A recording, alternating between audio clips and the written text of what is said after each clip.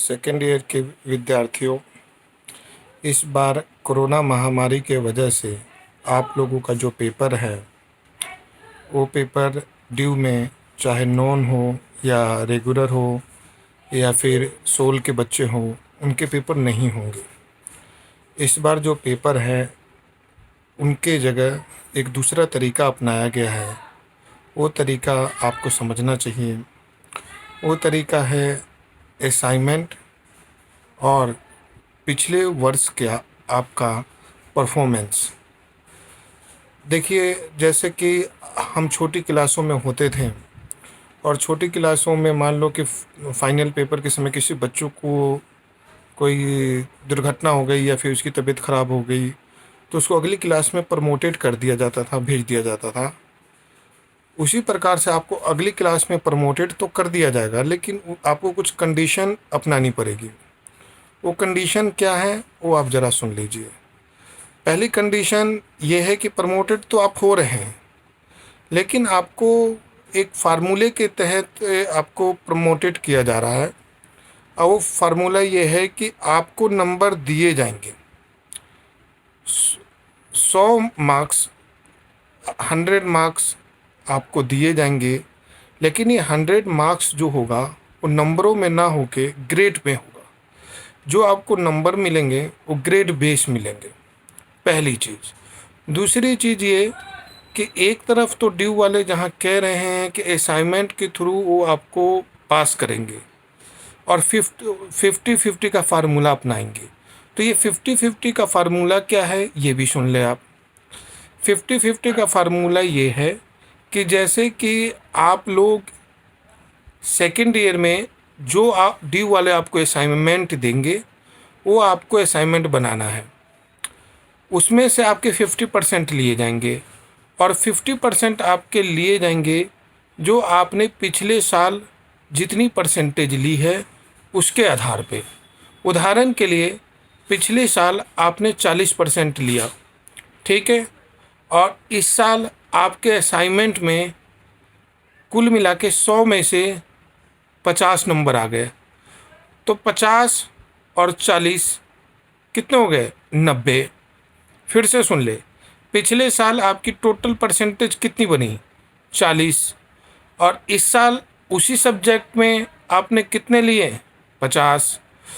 मान लो कि पिछले साल किसी बच्चे के हिस्ट्री में 40 थे और इस साल किसी बच्चे के ऐसा उसने हिस्ट्री का असाइनमेंट बनाया और उसमें उसके 50 नंबर आ गए। तो दोनों ईयर का मिला लो तो 200 बने। 200 में से 40 पिछले साल के और 50 इस साल के, कितने हुए? 90। 90 का वो 50 करेंगे तो आपके नंबर आएंगे 45%।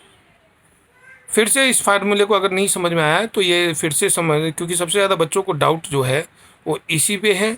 डाउट मैं आपको बता दूँ, 50-50 का फार्मूला है। और 50-50 का फार्मूला ये है कि जो बच्चे पिछली साल जितनी परसेंटेज लेके आए थे उसमें से 50% लिया जाएगा और 50% इस बार असाइनमेंट में से लिया जाएगा। उदाहरण के लिए अगर पिछले साल आपके टोटल नंबर आए हैं 50 और इस साल आपके असाइनमेंट में नंबर आ गए 70, तो 70 और 50 120। लेकिन अगर पिछले साल का वन पेपर मिलाया जाए तो 100 और इस साल का वन पेपर मिलाया जाए तो 100, 200 हो गया। 200 में से आपके नंबर हो गए 120। 120 का 50 करें तो आपके नंबर आ गए 60। तो आपकी जो टोटल परसेंटेज बनेगी वो बनेगी 60।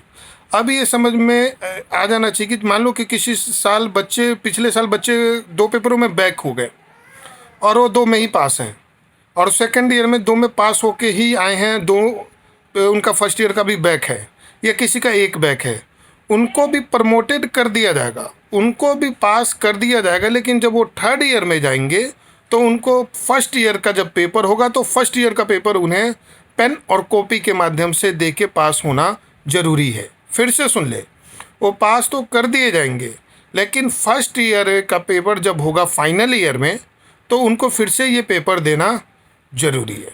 समझ में आ गई बात कि फिर से बताऊँ? बच्चों को डाउट है कि जो हमारा पेपर है, जो बैक पेपर रह गया है पिछले साल हम पास नहीं हुए, वो कैसे वो करेंगे। आप पास हो जाओगे, लेकिन आपके साथ एक दिक्कत है, आपको प्रमोटेड किया जाएगा और जब फाइनल ईयर में जब आपका पेपर होगा तो उसमें फर्स्ट ईयर का भी जो पेपर आपको प्रमोटेड किया गया है वो उसका भी पेपर आपको देना होगा।